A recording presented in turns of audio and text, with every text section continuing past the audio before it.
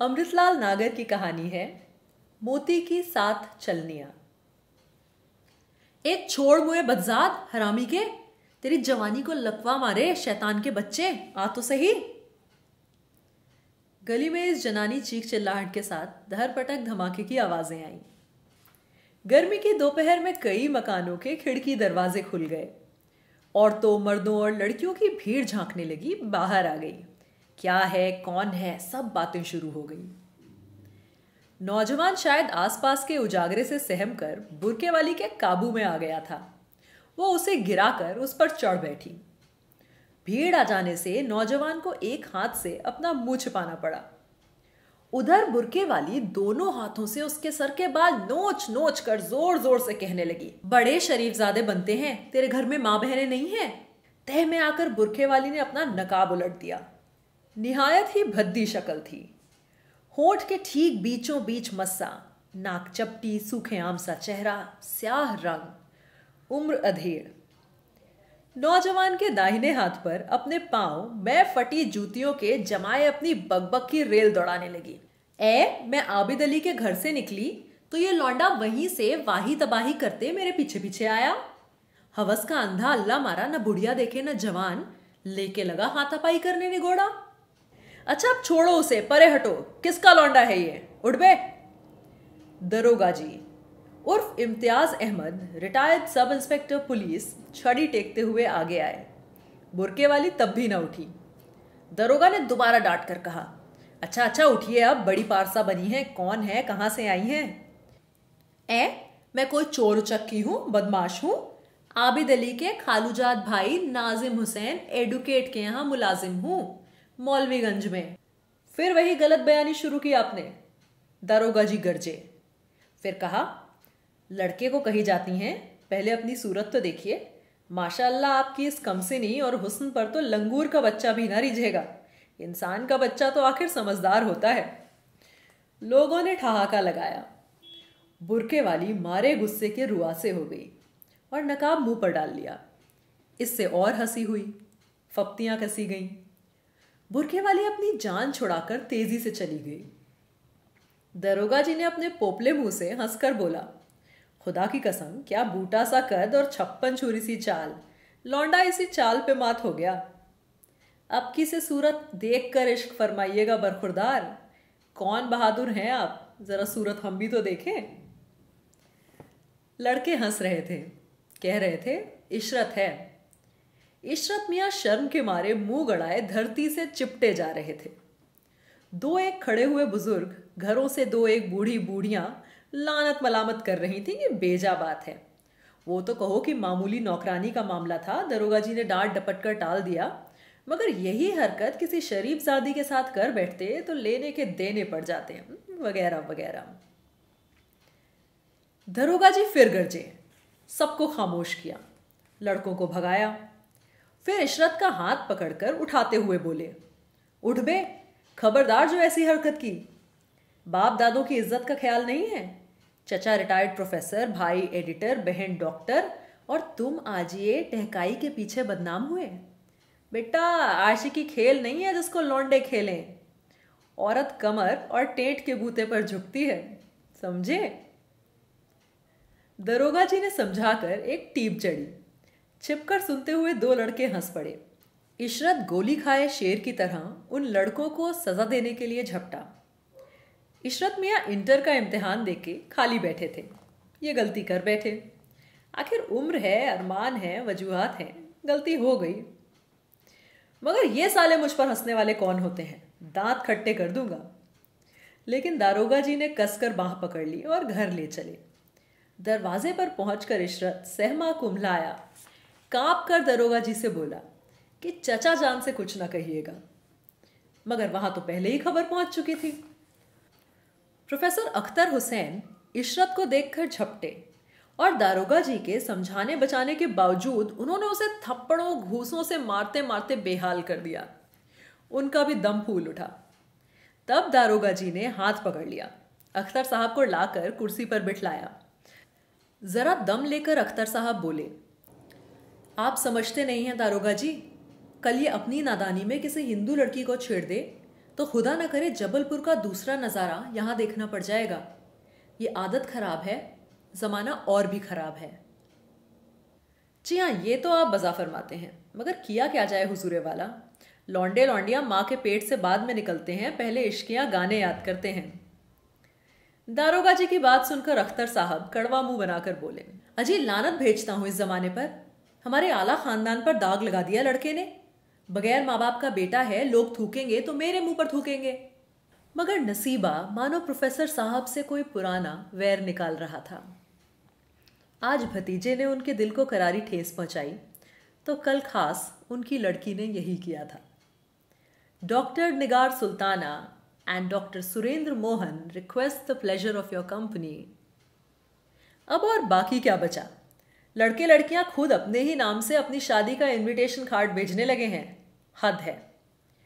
मोहसिन मियाँ ने अपनी मायूस नजरों को झुकाकर ठंडी चाय के प्याली को चिढ़कर यूं देखा था मानो वही अपराधी हो, और जैसे उसे सजा देने के लिए एक ही घूंट में हलक से नीचे उतार कर खुनैन पीने जैसा मुंह बनाया। बगल में बैठे नूर मोहम्मद साहब दोनों पांव सोफे पर उठाकर बोले, अजी यही होगा। अब आप ये तो उम्मीद कर नहीं सकते कि अख्तर साहब अपनी दुख्तर और किन्हीं लाला धोती परशाद चपर कनाती के साहिबजादे डॉक्टर सुरिंदर मोहन की शादी का कार्ड खुद अपने नाम से छपवाते। कौन मैं? अजी मैं क्या कहूँ, ये कमबख्त मॉडर्न एजुकेशन ने बुज़दिल बना डाला है हम लोगों को। वरना जी चाहता है कि हॉस्टल में जाकर खुद अपने हाथों अपनी ही लड़की को शूट कर दूँ। अख्तर साहब उठकर 4 कदम तेजी से दरवाजे की ओर ले गए और फिर पलटकर कमरे के एक ओर से दूसरी ओर चहलकदमी करने लगे। लगभग 60-65 की उम्र वाले इन 4 दोस्तों में खान बहादुर, शकील अहमद साहब ही अब तक चुप बैठे थे। अख्तर साहब को यूं परेशान हाल देखकर बोले, अब गुस्सा थूकिए अख्तर साहब, आखिर इससे फ़ायदा ही क्या है? शादी तो ये होके ही रहेगी, अब हम आप कुछ कर नहीं सकते। अब तक जहाँ इतनी शादियाँ हुई हैं वहाँ एक और सही। अकबर इलाहाबादी ने क्या खूब कहा है, नई तहजीब में दिक्कत ज़्यादा तो नहीं, मज़ाहब रहते हैं कामयाब, फ़कत ईमान जाता है। हाँ हाँ, शेर तो खैर अपनी जगह पर है, पर मैं कहता हूँ कि ईमान भी तो कायम रखा जा सकता है। आप 4 भाई एक राय हो जाएं तो ये शादी रोकी जा सकती है। जावेद भाई ने अपना पंचम जॉर्ज नुमा दाढ़ी वाला चेहरा तमतमा कर सर झटक कर कहा और फिर बटुए से किमाम की शीशी निकालने लगे। अजय, रोकने की बात तो यह है कि किबला अभी लड़के या लड़की को गायब करवा दिया जाए और सारा खेल ही खत्म हो जाए। और मैं तो कहता हूं कि अगर आप इस्लामिक कल्चर को अपहोल्ड करना चाहते हैं तो कोई ना कोई सख्त स्टेप लेना पड़ेगा, वरना यूं ही अपनी सर पर हाथ रखकर बैठे रहेंगे और कमरे में बैठे बैठे रोते रहेंगे तो हिंदू लोग हमारी लड़कियों को पार लगाते रहेंगे। एक दिन इस्लाम खत्म शुदा। हमारे बच्चों के बच्चे श्री महेशा गौरी गणेशा के भजन गाते रहेंगे। मोहसिन मियाँ ने अपनी सर्द आह में मानो इस्लामिक कल्चर के आखिरी रोज की तस्वीर नक्श कर दी। चारों दोस्त अपनी सर्द आहों में सिमटकर घुट कर बैठ गए। आज सुबह की डाक से निगार की शादी के कार्ड हर जगह पहुंच रहे थे। प्रोफेसर अख्तर हुसैन उस वक्त से बदहवास हो रहे हैं। उन्हें गहरा सदमा पहुंचा था। डॉक्टर सुरेंद्र मोहन इसी शहर के मशहूर डॉक्टर श्याम मोहन का लड़का है। 2-4 बरस घर में आ भी चुका है, खाना खा चुका है। जिसे प्रोफेसर साहब बड़ा लायक और शरीफ मानते थे, वही इस समय आस्तीन का सांप बनकर उन्हें डस चुका था। लड़की निगार, जो छुटपन में ही माँ के मर जाने के सबब से उन्हें जान से भी ज्यादा अजीज थी, इस वक्त उनकी दुश्मने जां बन गई थी। अख्तर साहब को यूं महसूस हो रहा था मानो सुरेंद्र और निगार वीराने में उनकी छाती में छुरी भोंककर तपती बालू पर छोड़ गए हैं और वे जख्म से छटपटा रहे हैं, आखिरी वक्त की प्यास से तिल मिला रहे हैं। दिन में जब कार्ड मिला तब लड़का जफर दफ्तर जा चुका था। उन्होंने उसकी बीवी किश्वर को बुलाकर पूछा, सच सच बतलाना बेटी, तुम लोगों को पहले से इस शादी की खबर थी? किश्वर झूठ बोल गई।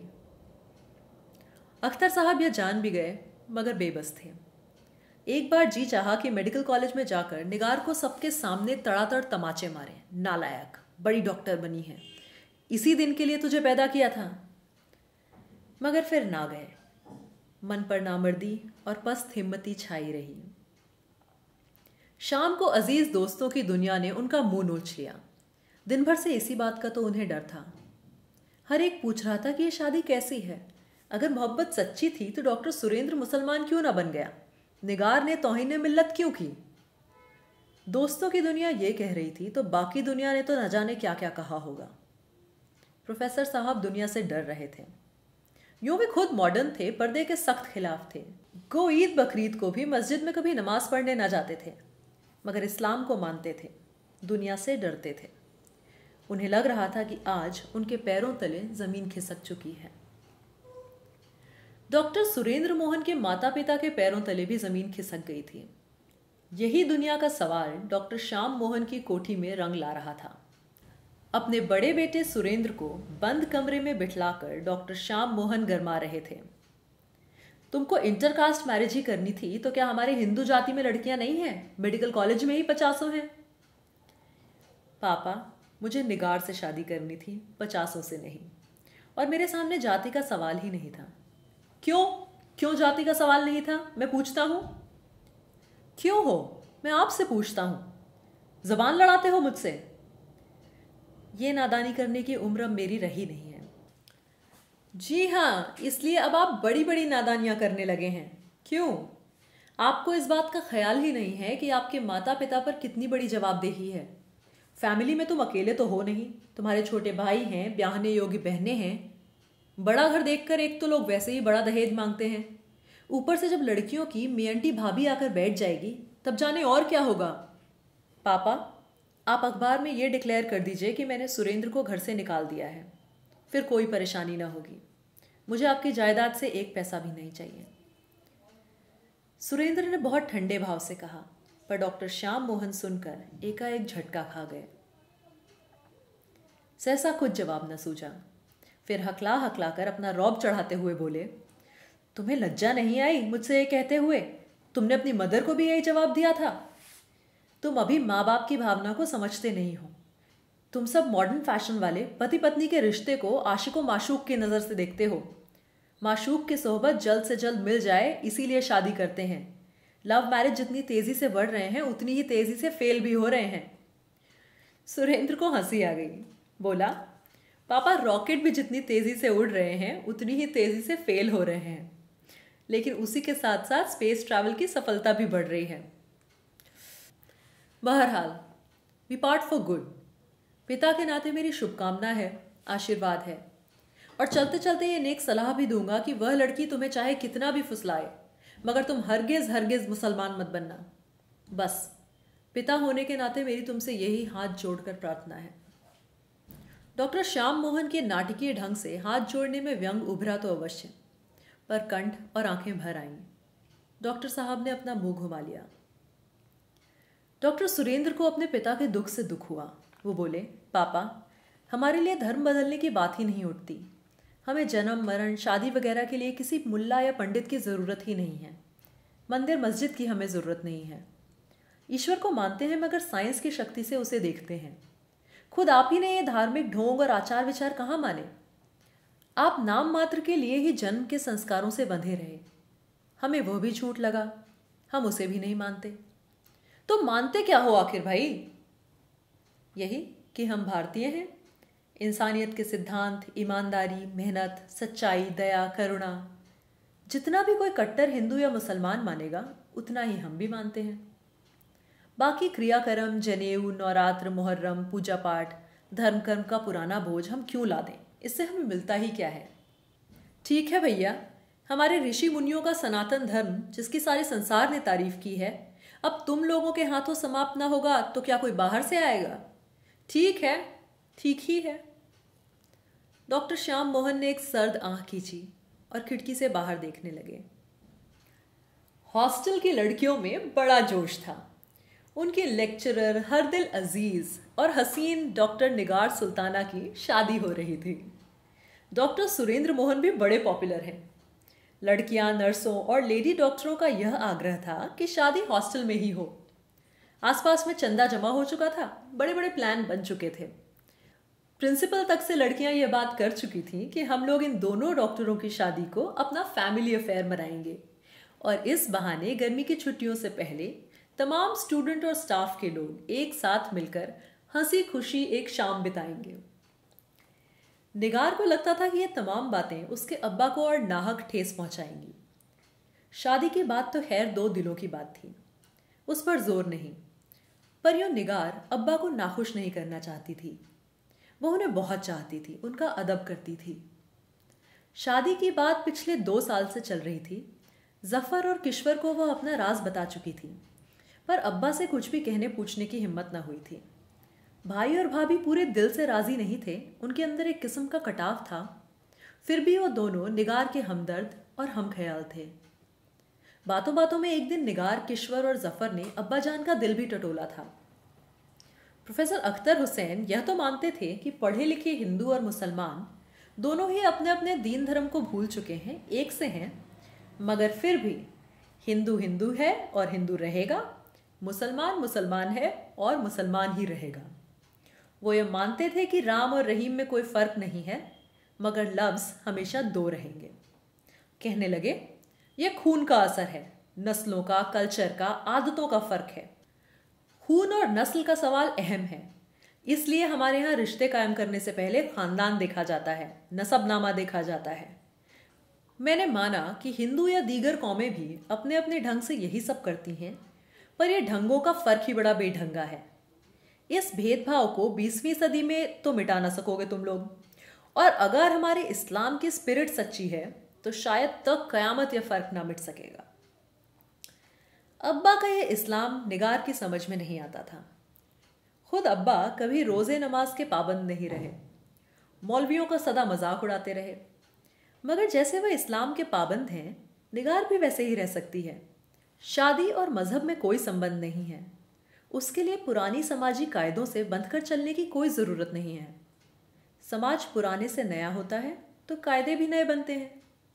मेरी दादी के वक्त में तो सोचा भी नहीं जा सकता था कि मुसलमान लड़की पर्दे से बाहर निकलकर डॉक्टरी पढ़ सकती है, नौकरी कर सकती है। आज के समाजी कायदे में किसी को भी ये बुरा नहीं लगता। मैं अपनी पसंद के एक आदमी से शादी कर रही हूँ, इसमें मज़हब का सवाल कहाँ उठता है। हमारे बच्चे हिंदुस्तानी होंगे, वो अपनी ही किस्म के नए कायदों वाले समाज में पलेंगे बढ़ेंगे, शादियाँ करेंगे। हिंदू मुसलमान ना हमारे लिए किसी काम का है, ना हमारे बच्चों के काम का, फिर भी अब्बा हमें उसी से बांधना चाहते हैं। ये तो नामुमकिन है। फिर भी अब्बा की नाखुशी अच्छी नहीं लगती। अब किया क्या जाए, मेरा कार्ड पाकर बहुत भड़के होंगे। निगार अपने घर के हालचाल जानने के लिए व्याकुल थी। दोपहर में इशरत मियाँ आए तो बड़ी खुशी हुई। आते ही कहने लगे, बाजी जान, लेबोरेटरी में एक्सपेरिमेंट्स होते हैं तो क्या सबके सब कामयाब हो जाते हैं? नहीं, फेल तो होते हैं। क्यों? परसों वो मैंने एक लव का एक्सपेरिमेंट किया था, मगर फेल हो गया। जफर भाई कभी आपको उसकी कोई कहानी सुनाए तो यकीन मत करिएगा, पहले मुझसे पूछ लीजिएगा। निगार ये फिजूल की बकवास इस वक्त सुनना नहीं चाहती थी। उसने पूछा, अच्छा मगर पहले ये बताओ कि मेरा इनविटेशन कार्ड घर पहुंचा? अरे उसी के लिए तो आपको मुबारकबाद देने आया हूँ। आपका एक्सपेरिमेंट 100% सक्सेसफुल रहा।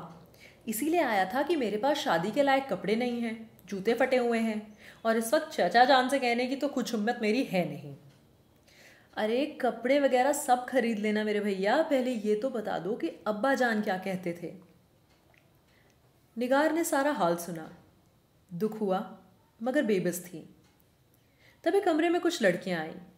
एक ने कहा, सुनिए डॉक्टर साहब, हम लोगों ने तय किया है कि सिविल मैरिज की रजिस्ट्री भी हॉस्टल में ही होगी, और उसके बाद हिंदुस्तानी ढंग से आप लोग एक दूसरे को फूल माला पहनाएंगे।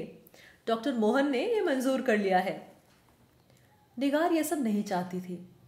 अब्बा सुनेंगे तो यही कहेंगे कि उन्हें नीचा दिखलाने के वास्ते ये धूमधाम की गई है, लेकिन लड़कियों से ये बात क्यों कर खुलकर कहे, और यूँ ये लोग सुनती नहीं हैं, मजाक में टाल देती हैं। हाय, ये लड़कियां और मेरी साथी कितनी खुश हैं, कितने जोश में हैं, मैं भला होती कौन हूँ। हाय रे मोहब्बत, मैं कुर्बान। निगार अपने चारों तरफ की गर्मजोशी से थोड़ी थोड़ी रोमांचित हुई जाती है। उसकी दुनिया कितनी बड़ी है, उसका कुनबा कितना बड़ा है। बहन की इश्किया शादी ने तमन्ना की लौ फिर से तेज कर दी। दोपहर को हॉस्टल में हसीन लड़कियों को देख देख कर दिल भड़क जाता था। इशरत मियाँ इश्क करने के लिए बेताब हो उठे। अक्सर रातों में जफर और किश्वर मिलकर फिल्मी गाने गाते हैं। इशरत का बड़ा जी जलता है। वकील साहब की छत पर सामने ही अन्नो शन्नो दो बहनें ऐसे कुदक्कड़े लगाती थीं कि इशरत अली का दिल उछल उछल पड़ता था। एक दिन मोहब्बत की छेड़छाड़ के सिलसिले में एक टमाटर खींचकर उनको मारा। शन्नो के गाल पर कच्च से फूटा, मगर उधर से जवाब में गुम्मा फेंका गया और उस दिन से छत पर खेलकूद भी बंद हो गया। परसों की गलती के बाद जोश शायद कुछ दिन तक ठंडा रहता, मगर इश्को मोहब्बत के इस माहौल में वो भला क्यों खामोश बैठे हैं। शाम को रुपए लेकर गए, कपड़े जूते खरीदे, बाल कटवाए।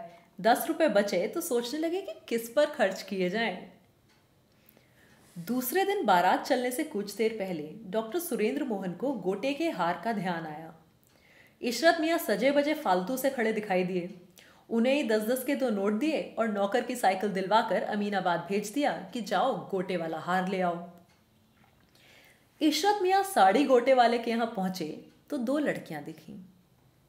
नशा छा गया, देखते तो देखते ही रह गए। जब दुकानदार ने टोका तो गोटे का हार खरीदा। 2 रुपए की बचत उसमें भी कर गए। यही सोचा कि शायद शरबत कोल्ड ड्रिंक पिलाने का मौका ही मिल जाए। 10 कल की बचत के और 2 ये। बकौल दरोगा जी लड़कियों को रिझाने के लिए इस वक्त टेंट में बूता भी था और कमर का बूता तो कब से भड़क रहा था। हाय क्या मीठी बारीक आवाजें हैं। अंग्रेजी बोलती है तो लगता है चिड़िया चहक रही हैं। हाय क्या अदा है, क्या मासूमियत है, क्या मुस्कुराहट है। मधुबाला, नंदा, सईदा जान, आशा पारेख यही तो है। चलने लगी तो इशरत मियाँ मुस्कुराकर बोली, लाइए मैं आपका बोझ ले लेता हूँ, आखिर एक मजदूर तो चाहिए ही आपको। नो थैंक्स कहकर लिपस्टिक, कुर्ते, सलवार, दुपट्टे वालियाँ, कटे उड़े बालों वालियाँ, धूप के चश्मों वालियाँ चल पड़ी। इशरत मियाँ सुध बुध बिसराकर उनके पीछे चले। एक दूसरी दुकान में भी साथ साथ रहे। बीच में कुछ टोका टाकी भी की, मगर झिड़की खा गए। आप ये सोचकर मुस्कुरा दिए कि पहली मुलाकात में भला किसी बड़े से बड़े फिल्म स्टार को भी हीरोइन मिलती है क्या। इस दुकान से निकलने लगे तो हौसले में आकर शरबत पीने की दावत दे बैठे। शरबत, मैं पिलाती हूं आपको शरबत। एक लड़की ने अपने हाथ के बंडल दूसरी हाथ में रखे। इशरत मियाँ के कान उमेठे, एक तमाचा लगाया, फिर 2 तमाचे, फिर दे सैंडल तड़ातड़ तड़ातड़ तड़ातड़। तब तक भीड़ आ गई। जो आया उसी ने मारा, जिसके हाथों खुजली उठी उसी ने टीप जमाई। ये सर झुकाकर वहीं बैठे रहे। एक सयाने उस्ताद की नजर इनकी जेब, साइकिल और हाथ के थैले पर पड़ी। बस फिर क्या था, उसने पब्लिक के लिए चटपट तमाशा बना दिया। एक लौंडे को भेजकर नाई बुलवाया, भौं से लेकर दाहिनी ओर के सर के सारे बाल सफाचट करा दिए। भीड़ हंस पड़ी, बोली कि मजनू मियाँ अब जंचते हैं। सयाना बोला कि अभी नहीं, मजनू ने जितने पत्थर अपनी सर पर झेले थे, आज ये कम से कम उतने झापड़ तो झेले। घुटी खोपड़ी पर कड़ाकेदार टीपों का दूसरा दौर चला। इधर पब्लिक अपने खेल में मगन हुई, उधर सयाने उस्ताद के शागिर्द इशरत मियाँ का सारा माल लेकर चंपत हो गए। इतने में एक कोई कोलतार ले आया, इनके मुंह पर पोता गया। इशरत मियाँ पिटते पिटते पत्थर हो गए। सोचा कि अब कौन पहचानेगा। बड़ी दुर्गत के बाद वहां से चले। बड़ी दूर तक उनकी लूलू बोली गई।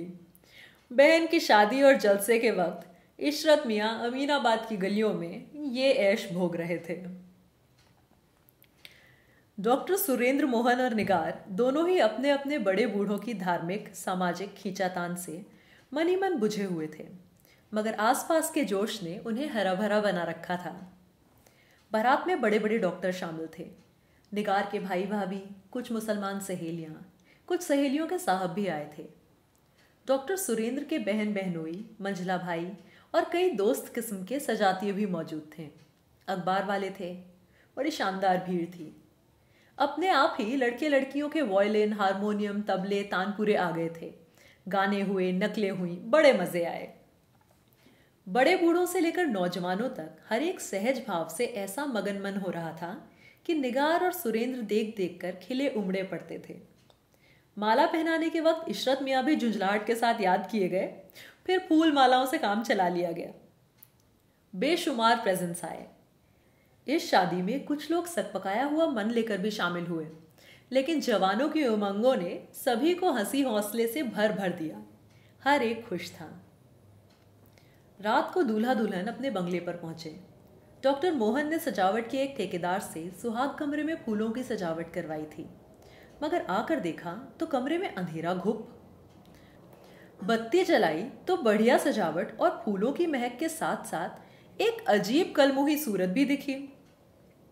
इशरत मियाँ थे। कुछ पूछने से पहले ही बोल उठे, भाईजान बात कुछ नहीं, सिर्फ एक एक्सपेरिमेंट और फेल हुआ है। आशिकी करने के लिए भी तो अक्ल चाहिए। अब की बार पढ़ लिख कर एक्सपेरिमेंट करूंगा। फिलहाल खाना खिलवा दीजिए, मार खाने से पेट नहीं भरा है, बेहद भूखा हूं। कल बचा हुआ सर मुड़वाने के लिए भी पैसे आप ही से लूंगा।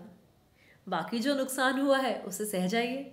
आखिर आपकी जोरू का भाई हूं, सारी खुदाई से थोड़ा तो अलग हूं ना। निगार और सुरेंद्र दोनों हंस पड़े। दूसरे दिन अखबार में इस विवाह की शानदार रिपोर्ट छपी। पढ़कर डॉक्टर श्याम मोहन और प्रोफेसर अख्तर हुसैन के मनों पर मातम छा गया। दोनों ही सोच रहे थे कि दुनिया क्या सोचेगी, मगर दुनिया में दोनों ओर के रिश्तेदार किस्म के चंद लोगों ने ही इस खबर पर थोड़ा बहुत तंजिया ध्यान दिया। कईयों ने इसे खबर के तौर पर पढ़ा और अच्छा कहा। बाकी दुनिया ने ना पढ़ा, ना कुछ सोचा और ना कुछ कहा। दुनिया पहले भी चल रही थी, दुनिया आज भी चल रही है और दुनिया आगे भी चलती रहेगी। सब बढ़िया है।